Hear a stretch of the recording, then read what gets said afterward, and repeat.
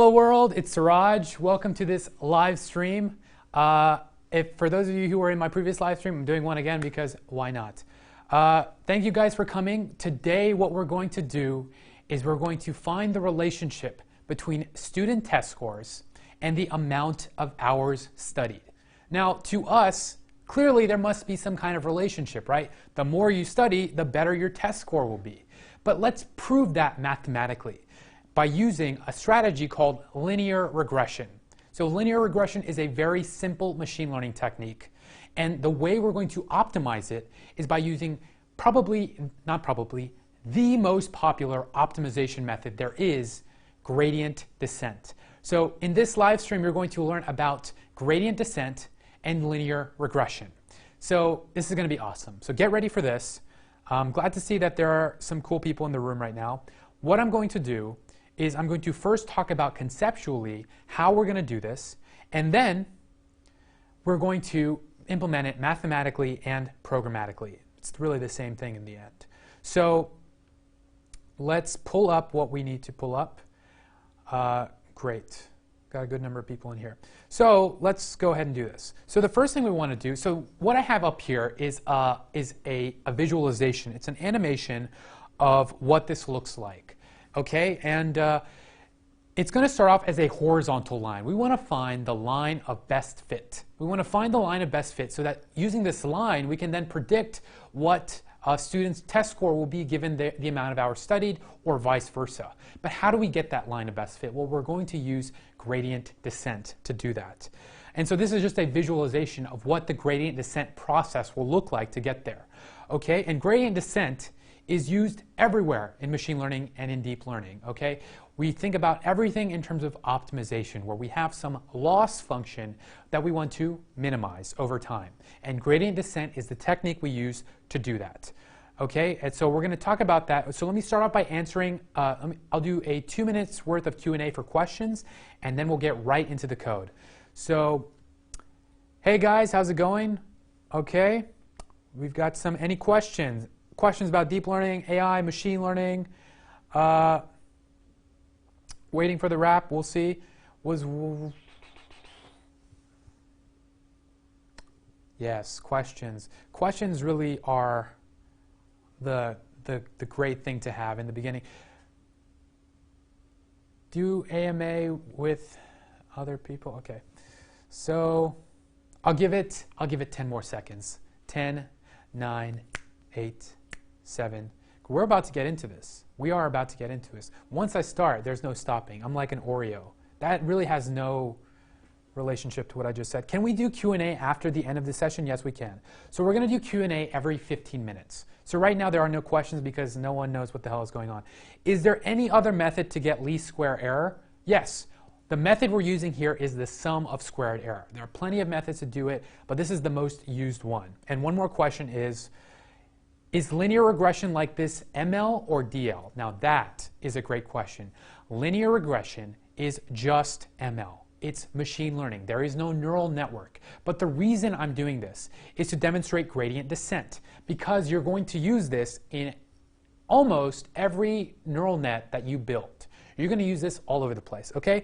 So that's it for the questions. Save your questions. Every 15 minutes I'm going to be answering questions, and this live stream will be an hour long, more or less. So let's get started with the code, shall we? And thanks to Udacity for hosting this, by the way. Here we go. So to do this, let's look at our data first. What is the data that we have? This is the data set that we have, by the way. So the data set is a collection of test scores and amount of hours studied. So the X values are on the left-hand side, and those are the amount of hours studied. So right here, 53, 61, these are the amount of hours studied. And the Y values are the test scores. Let's prove this relationship. That's our data set. It's in a data.csv file. You can find it on my GitHub. It is at the very top. It is the most recently updated code repository. It might be in the description as well. I'm not sure. But if it's not, I would appreciate if it is. So let's go ahead and get started with the code. So the first thing I'm going to do is I'm going to define the main function. I hope the code is visible for you guys. you guys are going to code, yes. So what I want you to do is I want you to pull up an editor, a text editor, and I want you to code with me. So pull up Sublime Text, pull up Atom, and start coding with me. Okay, so let me get everything all set up here. All right, great. So the first thing we're going to do is we're going to define our main function, and it's just a standard thing. We always do this, don't we? Sometimes you just have to do things that it's not really necessary, but we'll go ahead and write that out. So that's it for our main function. And now we're going to define the real main function, which is our run function. This is the highest level. So let's define our steps here. The first thing we want to do, and this is what we do in machine learning, is we pull our data set. We parse our data set into memory so that we can then run our algorithms on it. So the data set is going to be a collection of points on an XY plane. So we're going to say gen from text, and the way we even have this method available, gen from text, is by pulling from NumPy, which is our very much used machine learning library. Almost every machine learning repository is going to import NumPy in some way, and if it doesn't directly, it's going to happen under the hood. NumPy is the matrix multiplication library for machine learning. Okay. I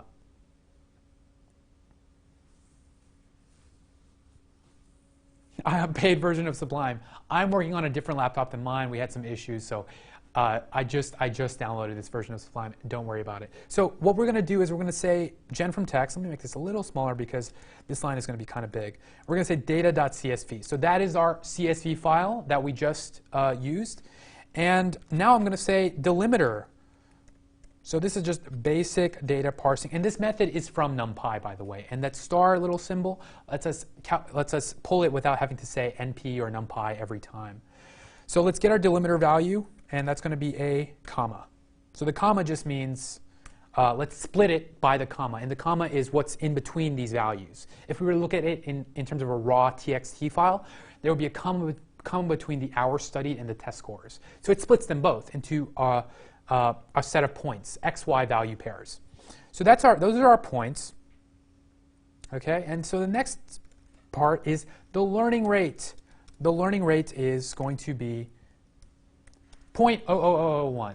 What the hell is this? So learning rate is a hyperparameter. This is a hyperparameter, and hyperparameters in machine learning are what we use as tuning knobs for our model. So we have a bunch of these, and right now this is the only one we have. The learning rate defines how fast our model learns. So you might be thinking, well, why don't we just set the learning rate to 1,000,000? Well, the reason is, like all things in machine learning, it's a balance. It's kind of like a bell curve. So if the learning rate is too low, our model will never converge. And if it's too high, then the model will if the learning rate is too low, our model will be too slow to converge, whereas if it's too high, our model will never converge. So we want that balance, that optimal learning rate. And in this case, it's going to be 0.001. In general, in machine learning, we don't always know off the top of our head what the best hyperparameters are going to be, so we have to guess and check. Now, in the bleeding edge of machine learning and deep learning right now is to learn what those hyperparameters will be, okay? So that's it for that part, and let's just keep going here because we are on a roll. So that's it for our learning rate, and then we have our initial b value, which is going to be 0, and then we have our initial m value, which is going to be 0. What is this? Well, this is our y equals mx plus b function. From algebra, we have the slope formula. So the b is our y-intercept, and the m is our slope. It is the ideal slope that we want. So we're going to start off with 0 because we're going to learn these values over time. Right now, it's just b and m. They're 0, but we're going to learn them over time. So that's our initial values for our, so this is the slope formula. That's it to start off with. And now we have our number of iterations. So how many iterations do we want to run our training step for? So we're going to say 1,000. Why 1,000? Well, because we have such a small data set. If the data set was bigger, then we would have to do 10,000 or 100,000, start incorporating GPUs and stuff like that. But we'll start off with just 1,000. Okay, so there is that. And now I want to print out the starting, well, we'll forget the print step. We don't really need that right now. Okay, so now we're going to say, let's get those ideal BNM values. Let's get the ideal BNM values by using the gradient descent runner step. Now this is where the logic is going to happen, which we're going to define now, right? So this is the highest value, and then we're going to print out what BNM are. So print B and then print M, depending on what those are going to be the optimal values. So this step is going to output the optimal values for each of them. So what we're going to feed it is we're going to feed everything we've just defined. We defined our points, we defined that initial B value, we defined the initial M value, we defined the learning rate, we defined the number of iterations, we defined a couple things. And so we're going to feed this all into the model. Okay, so that's it for the highest level. And okay, so now what we're going to do is we're going to get into the gradient descent runner step. So the gradient descent runner step is going to be defined now. Okay, so let's look at what this looks like given our values that we defined, which were the points and the starting B value and the starting M value and the learning rate and the number of iterations. Okay, so let's do this. Okay, who's with me? We've got the B values. The B value to start off with is going to be what we gave it, which is 0. And the M value, as you can guess, is also going to start off as 0. They'll both start off as 0. We got to learn these things. This is machine learning. It's not machine define it statically. So for I in range number of iterations, which are 1,000, we're going to say, well, let's get those values, okay, using something called the step gradient. Now that is where the real good stuff happens. That's where it's at. Okay, we're going to define that. But given what we start off with, the B, which is 0, and the M, and the array of points, so we're going to take those points, the x, y value pairs, and feed it in as an array. We can convert that to an array by using this function, array, and then the learning rate, which is a static value. It's a constant value. Okay? All right, and I will answer questions in 3 minutes. So we have that for our learning rate. And then once we're done with that, so for all of those iterations, once we have those optimal values for B and M, we'll return them, and then we can print them in that highest level function. Okay, so that's for B and M. That's our gradient descent runner step. Now it's time to define this step gradient function. So now we're going to define the step gradient function. Step gradient is going to be, given the current B and given the current M, we're going to give it the points and then the learning rate. Okay. So now we're going to define how gradient descent works. All of it is going to happen in this step. But before we do that, let's write another function. So let's put this on hold for a second. We're going to get to this. But let's write another very important function. So we have 2 functions left in this code, really. But it's the real meat of it is going to be explaining what they are. It's the step gradient, and we have one more function, which is the compute error for given points function, given B, M, and the points. So we're going to write this one first. Let's talk about what this is. Okay, so I have a great visualization here, and we're going to talk about what this is. So when we start off with this slope, it's going to be 0, right? It's just a horizontal line. And then you see that this is what's happening in the code. You see that it's going up like that. I love how the code is behind me. I can just do this. You see it going up. So how does it get up? Well, for us, what we want to do is we want to compute an error value.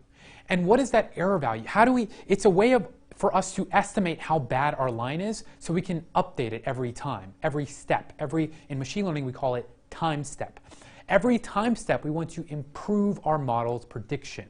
And to do that, we need an error value. And sometimes they call it error, sometimes they call it loss. Error, loss, it means the same thing. We want to minimize error, we want to minimize loss. And the way to do that is to compute what that error is. And depending on the use case, it could be different things. In this case, simple linear regression, we have a set of points. We want to define what that error is. So here's what it is. We start off with a line, and we have a set of points. And what we want to do is we want to measure the distance between each of those points at a certain time step. So just imagine the line is static. So for each time step, the line is static. It doesn't move. We want to measure the distance from each point to the line. So it's called the sum of squared errors. Okay, so sum of squared errors is the name of this. And so what this looks like is, if we were to look at an image, it looks like this. Given some points, let's measure the distance from each of those points to the line that we have drawn, and then square them, and then sum them all together, and then divide by the number. So divide by the total number of points.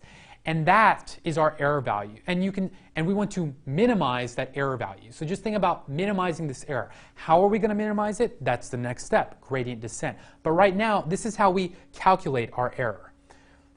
This is how we calculate our error. And so now let's take some questions for 5 minutes, and then we're going to get back into the error value.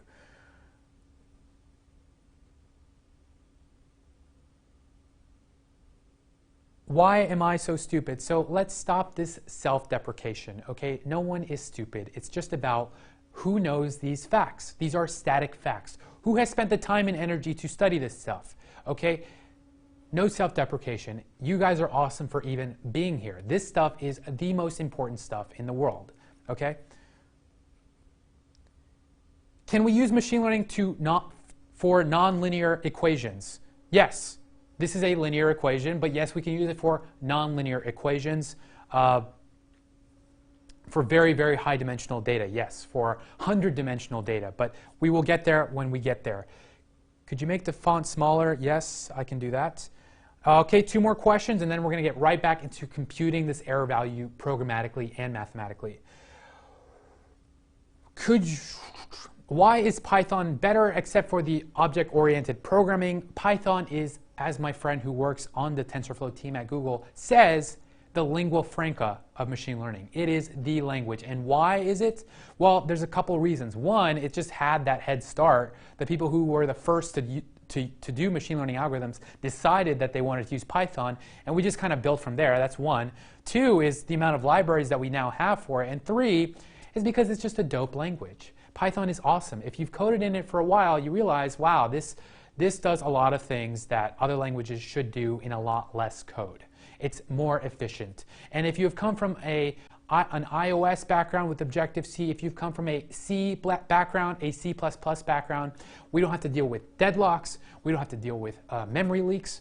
All of this is done by our interpreter, and we can just focus on what matters, which is the algorithms. And so that's why Python is used, because we can focus on the algorithms. One more question. Can you make a video about different layers in a neural network? We'll see. We'll see. I don't know exactly what you mean by that. That's why I said that. So, okay, so now let's get back to computing this error. So how do we compute this? So get ready for some math, and I'm going to explain what's happening here. So this is the error equation, okay? So this is how we compute that sum of squared errors. So get ready for this, okay? A little refresher on this.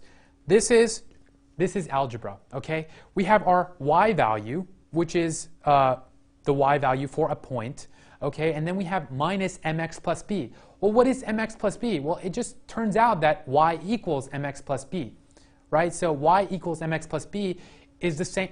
Mx plus b is the same thing as y. So we have 2 points. We have the y point from our from the data set, and then we have the y point on our line. And we want to minimize the distance between both of those points. And so that's why we are subtracting them. So we subtract the point from our data set, from the point on our line, and then we square it. Well, why do we square it? Well, for two reasons. One is because we want the value to be positive. We don't want to have to deal with negative values. Why? Because we are going to sum it in a second. And two is because we don't actually care about the value itself. We just care about the magnitude. So we're looking at it from a more abstract perspective. We just care about the magnitude of these values. We want to minimize the magnitude. So that's going to give us the difference between our y-intercepts. And then a little refresher on this e, that means sigma. That's a notation that is called sigma notation. And what it does is it defines a set of values that we want to iterate over. So what we're saying here is for when I equals 1 up to n, where n is the number of points. So for all of those points, we want to measure the squared error values for all of the points against our line. And then 1 over n means we want to find the average of those. And that's going to give us one value. And that one value is the error value, the sum of the squared errors. And every time step, we want to minimize this value using gradient descent. Okay?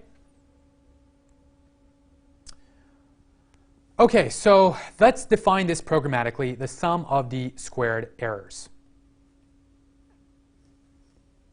So we'll start off with the error being 0. It's just there is no error yet. We have to calculate it. So what we're going to do is we're going to iteratively compute this for every point that we have.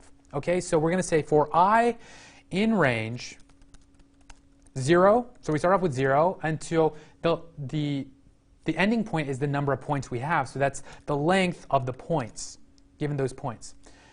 Okay, so for all the points, we're going to do this. We're going to compute the error. So get ready for this. We're going to programmatically encode.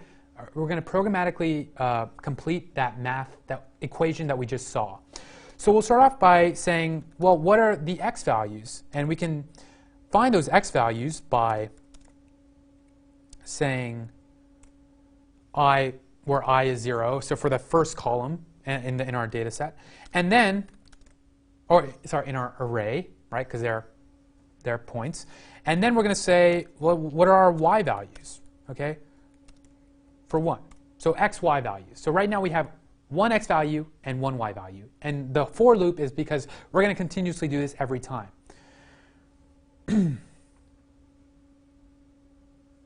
So let's compute that total error. And so this line is going to represent that equation that we just saw. Okay, this line will represent that equation programmatically. So we're going to say the total error value is going to be y. Remember, it's y minus. We can literally just word for, or character by character say what this is going to look like. M times x plus b. Okay, and then this means squared. So we're going to square that, and then we're going to add it every time. And so that's the sum of the squared errors. And, this part is just going to give us the sum of the squared errors. And then we want to average it. With that 1 over n that we had here, that's that next step. So once we have all of these, we'll divide it by the total number that we had. Return total error value to the... Oh, yes, thank you for saying that. I did miss an I. You got it. Total error divided by float over length times points. Okay. It makes sense, doesn't it? Anthony, I appreciate you being here. Shout out to Anthony Cooper. Okay, so we've got total error divided by float length minus point. So that's it. That's what we had. That's our computing error for our given points. Okay, even gods make errors. Everybody makes errors. Oh. Let's see. Okay, so now, and I'll answer questions in 6 minutes, so every 15 minutes. So let's keep going here. That's it for our compute error function. So where were we? We were in that last function, and the most important function because it's talking about gradient descent.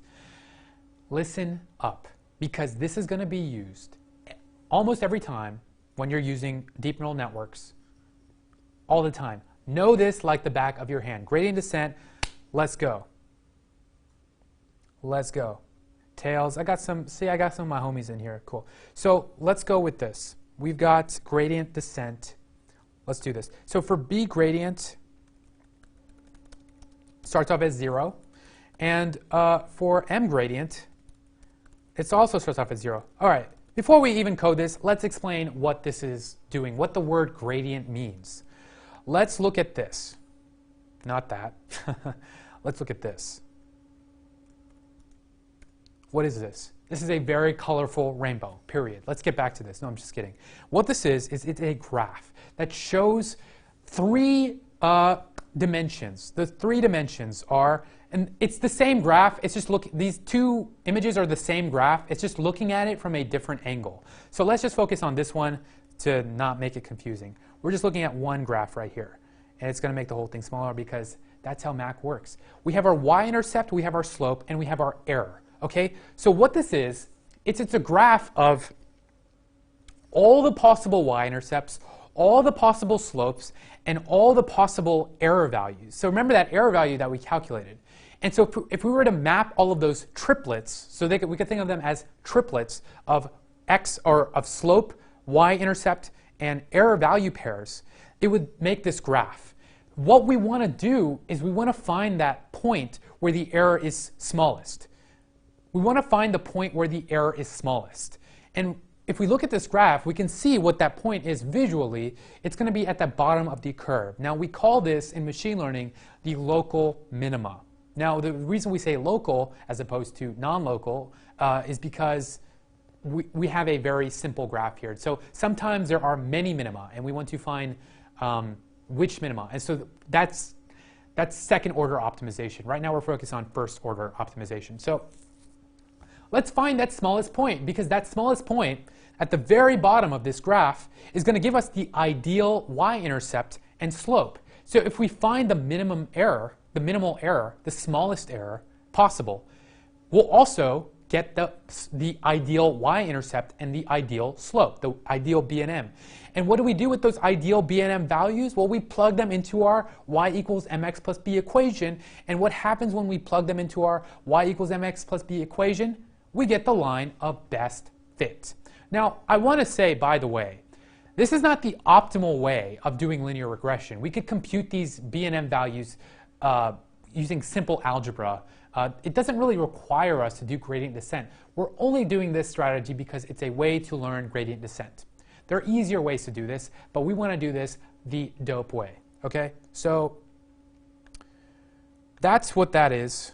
And so we're going to compute this using gradient descent. Okay, so gradient descent. So that was the first part of the explanation.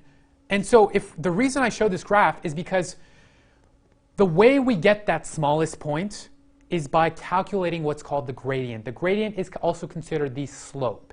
Okay, not to be confused with the m value.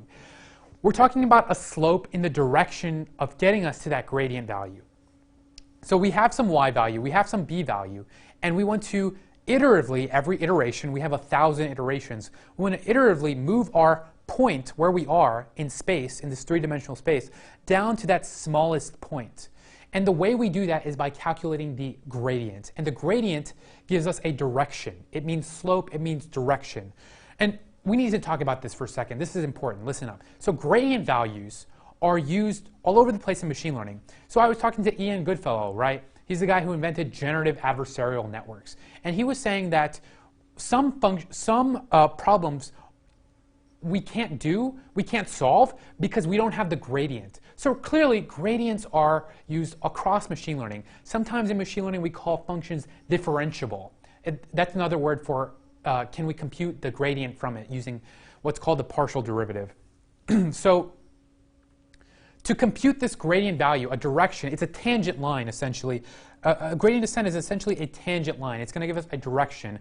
Direction means positive or negative. Do we move up? Do we move down? And so it gives us that line, that direction that we want to move. And this is another example of gradient descent. It's essentially a bowl-like curve.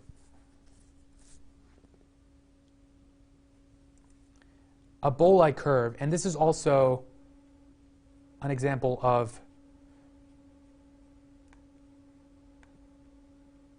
bad internet connection or bad server. So this would probably be better. So yeah, it's a bowl. It's a bowl. We could think of this entire process as a bowl, and the ball are the points that we have, whether that be the slope or the y-intercept, and in even more complex problems, the features and the numbers and the words for natural language processing. It's all abstracted to a bowl-like problem where we are trying to find the optimal point for that bowl that's going to give us those optimal values that we need to make our model amazing. Okay? Amazing/optimal. Should we go up? Should we go down? That's what the gradient gives us. And to calculate that gradient, and let me say this last thing, and then we're going to get right into the code. To calculate that gradient, we're going to compute what's called the partial derivative in calculus with respect to our values. And our values are b and m. So this is the equation for the partial derivative. Okay? For that we're going to take these equations, these two equations, and we're going to programmatically encode them. Now this is the last part, but it's also the most important part because that is gradient descent. So we start off with y minus mx plus b, which is y, okay? And we compute the partial derivative. So what that means is we differentiate. So this is from calculus. So we take the value, whatever it is. So little refresher. So if we have let me just write this out actually. So if we had an equation that was x squared, what is the derivative of this? We take the exponent, this is a 2, and we move it to the in front of the variable. So it would be 2x. Okay? So that's a derivative, but we are calculating the partial derivative with respect to b and m. So what do I mean by partial? By partial, I mean we're only using the values that we're calculating a derivative using only b, and then we're calculating a respective or a different partial derivative using just m. Okay, so this little symbol over here, this little squiggly just means partial. Let me find the squiggly. Okay, and then let me also answer some questions because I think it's time to answer some questions. This little squiggly means partial derivative. Okay, so it's going to make a lot more sense when we code this programmatically if you aren't as familiar with the math terms. So questions? Okay. Why are there two equations? There are two equations because we are calculating respective derivatives for both b and m. Those are the two values that we are trying to find, and we're going to look at this programmatically. So two more questions, and then we're going to code this last step. Nice. So gradient descent helps us to put rainbows at the... Okay, that's not a... Okay. Exactly. Best use of time and money. Will there always be one low point in the error function we can work to using gradient descent? When we have a linear function, yes, because it is our local minima. But sometimes we have very, very complex data. We have data that has hundreds of features. We have data that is unlabeled.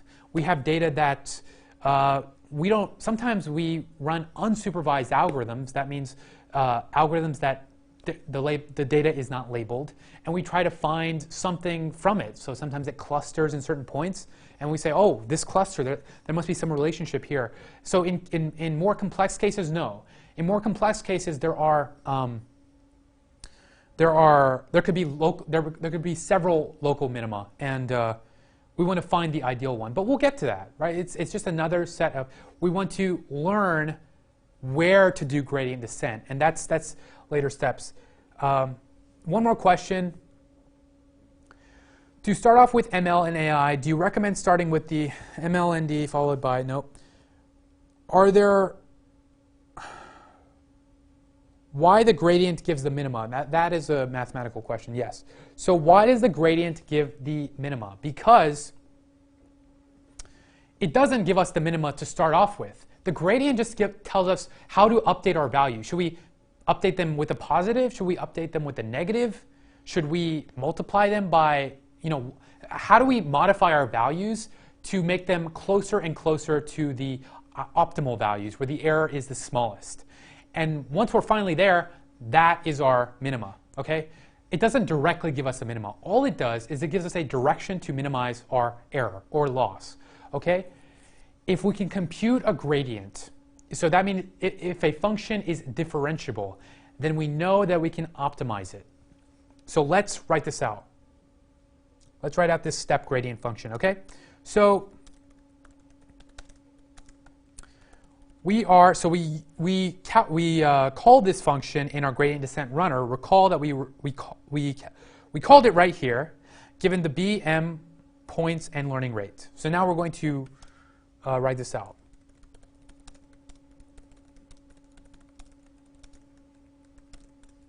We have our, okay. So let me make this a little smaller so we can really see what's going on here. And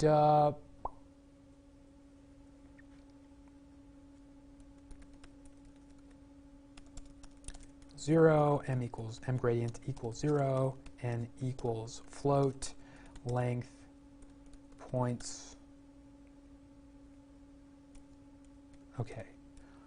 These are our initial gradient values for b, for the b gradient and the m gradient, and we're going to update them over time. N is going to be the number of points. Okay, that's just the number of points. And now we're going to calculate that gradient step. So, okay, so for each of the points,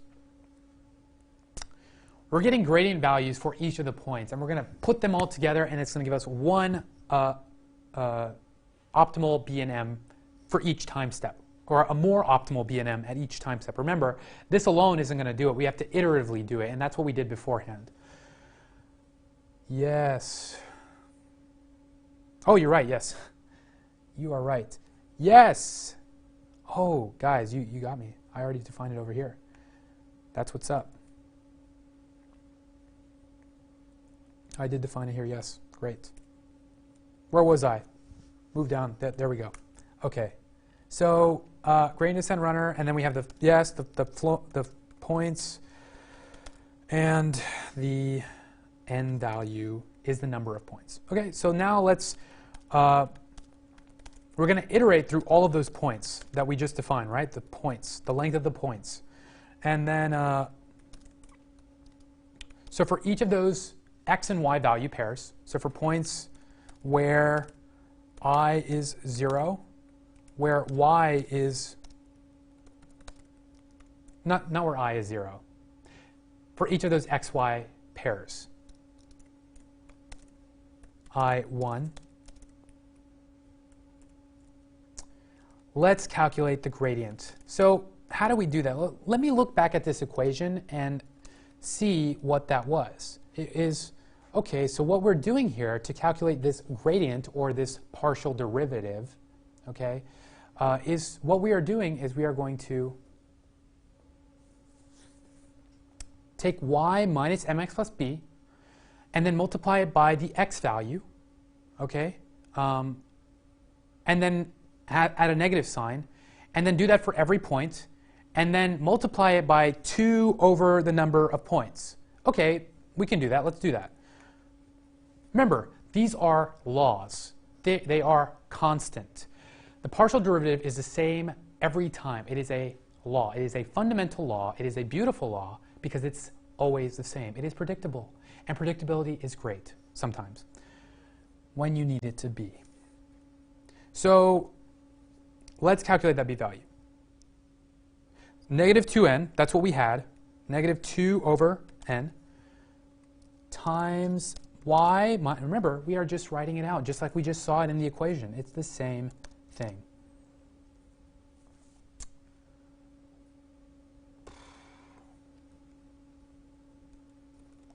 M current times x plus b current. Y minus mx plus b times 2 over the n, negative, and then we're continuously adding that, right? So that's it for our gradient for b. That's going to give us a direction, or positive or negative, that we should update b in, okay? And then we want to do the same thing for m. So in fact, I'll just paste it because it's very similar, but it's a little different, and I'll show why. Make sure you guys can see it all. for our m gradient, it's going to be negative 2n times x times y minus m current times x plus b current. Yes. Okay, so we're doing this for every point, and we're going to concatenate all of those values together using this plus equals function to get that b gradient and the m gradient. Okay, and so once we have those values, we're going to use them. Now it's time to use those values. To use those values, we're going to update the real b and m values using them. And how do we use them? Well, we say let's say for b, for example, we take what we have currently for b, whatever it is, at every step, because we're running this every time step, every of 1,000, minus the learning rate times the b gradient. This is why we define our learning rate, because we multiply it by the gradient, and it's going to convert it into a value that we can then, it can either make it convergence faster, slower, it could never converge, but this learning rate is going to give us a good convergence, a rate of convergence. It's going to give us a good rate of convergence. And then we have the new m, which is going to be m current, same deal, minus the learning rate. And I'll answer questions in 4 minutes, so keep them ready.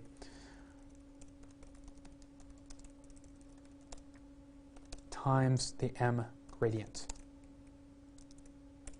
Return, and then we'll return them. Just like that. Okay. So, what do we just do here? Let me answer some questions.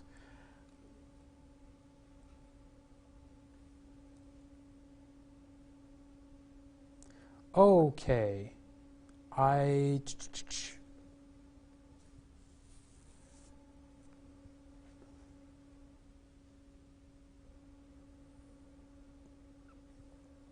It is the learning rate. It is the same thing.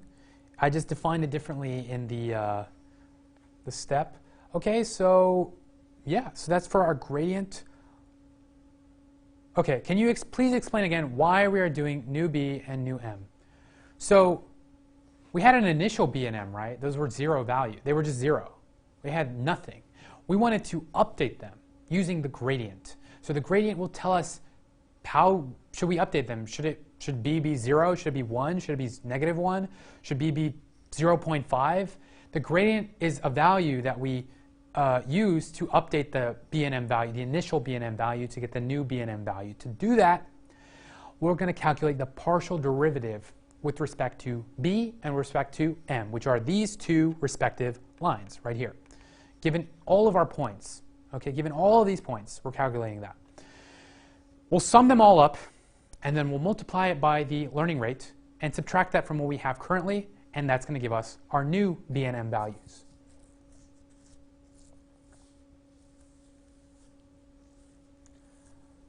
Okay, so can you explain why do you multiply the learning rate times the gradient again? What's that value? So, okay, so the learning rate, so in a data set this small, with only 1,000 data points, we don't really need a learning rate, more or less. I mean, we don't really, our model is going to converge. This is just good practice to always think about a learning rate, because we use learning rates in deep learning, right? We use them in deep neural networks. It's about a balance. You'll find that all of this stuff is all about a balance. Time versus computing power versus efficiency versus amount of code. It's always a balance. So what a learning rate does is we are predefining how fast we want our model to train. And if we do it too fast, then we'll never converge. That means we're never going to find, convergence means finding the optimal values for our function, whatever it is. If we do it too slow, then it'll be too slow to converge. So it's about time and balance.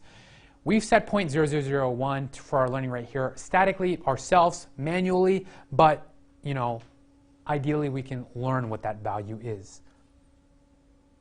The part where we sum it all up, this is the last question. Someone asked, what is the part where we sum it all up? Is it in the for loop? Yes, it is in the for loop. We are summing it all up right here, plus equals. We are summing it all up. Okay, so So yeah. So yeah, let's run this code. That's it for the code, actually. Let's run this thing. We've got Python. 100% there's going to be an error. Okay. Of course. If name. Hold on.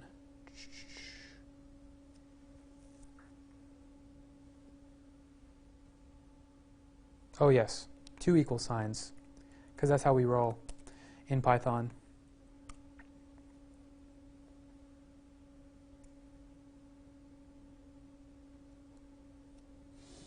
What are you talking about here?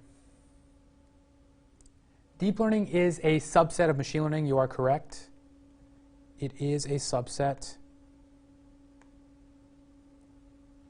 And what we have here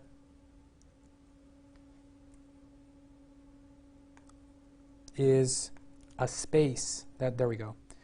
Okay, so let's get to questions. Oh my God. Oh, you know what it is? Is because, does this computer, so I'm using a new computer, by the way, so it might not, NumPy might not be installed. We can install it with oh my, okay, so here's what it is. Here's what it is. So let me look back at this.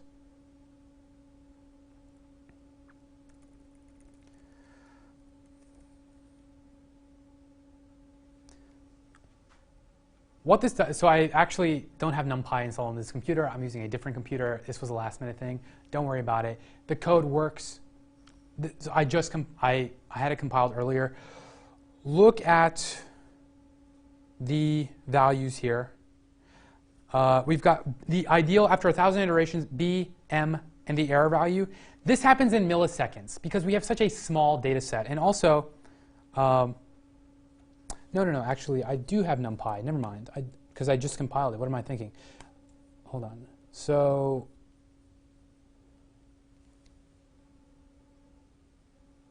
let's see what we've got here.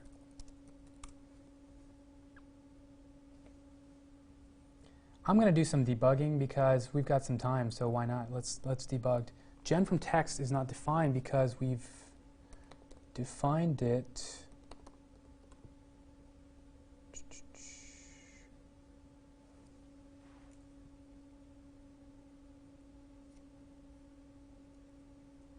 Right.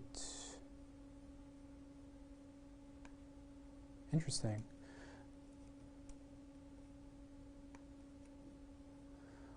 Also, this is the code that I'm reading it from.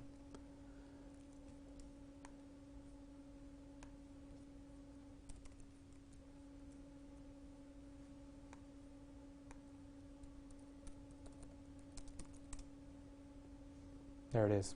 Okay, so there it is. So I'm actually curious what the error was. What was it? It was gen from text, but it wasn't defined because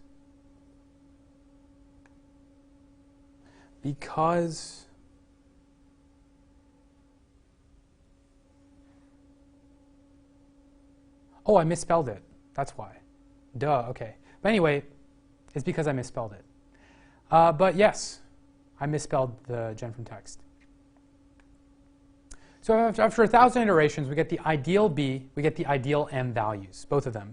And we can plug them into our equation, and it's going to give us the optimal line of best fit for our values, which we can then use to make a prediction given a test score or given a, right? That's what's up.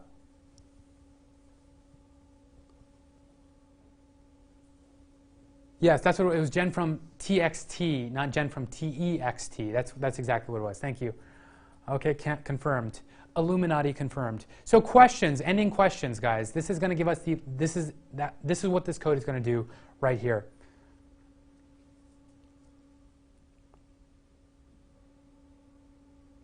Exactly right. Win-win. It's all about winning. Okay, so we've got. Any questions? How many people do we have in here? We have a good number, 242. That's a good number. Okay, single quote instead of double. How to use the momentum technique in order to find not only the local minima. Momentum is something that we don't really use in linear regression. We use that for nonlinear models with high dimensional data. We'll talk about that later. Can we use a dynamic learning rate? That's a great question. Yes, actually. If the learning rate adapts, ideally, that is what we should do. We should have a dynamic learning rate. We should not just have a dynamic learning rate. We should have all of our hyperparameters be dynamic, and they're all learning in real time and responding to feedback and optimizing themselves. This is actually what's like on the bleeding edge of machine learning right now. How do we learn to learn? So it's kind of like a meta learning. 3 more questions and then we're out of here. Is it possible to overshoot the minimum? Yes, and so that's why we have a learning rate, so we don't overshoot it. For larger data sets, yes, we can absolutely overshoot our minimum. Our model could just be training forever and never converge. 2 more. Are you going to implement LSTM from scratch? Yeah, I actually have a video where I do that. It is generate Wikipedia articles. Check that out. And then 1 more question. How large can our data set be with this technique? What if we had billions of data points? With this technique, so this technique will scale. This will scale, and it's a linear, no pun intended, relationship to the amount of data that you have. So the more data, the longer the training time. But this will work for larger data sets that are linear. So that means that there's an XY value pair, 2 values that you want to find the optimal form. Okay, I'll take 1 more question. Is the feedback related to backpropagation? This is not backpropagation. So backpropagation is a form of gradient descent. This is not backpropagation. This is gradient descent for linear regression. If we take gradient descent and apply it to deep neural networks, that's when it becomes backpropagation. So gradient descent is the big boy, and then backpropagation is an implementation of gradient descent, where we are descending our gradient by propagating an error backwards across all of our layers. So we go forwards and then we go backwards. That's it for the questions. Thanks guys for showing up and for learning this stuff. This is the good stuff, okay? It's only going to get better. It's only going to get cooler from here on out. Okay, so for everything that you learn moving on from this, it's going to be awesome. So thanks guys for showing up. For now, I've got to go descend my own gradient in life. So thanks for watching.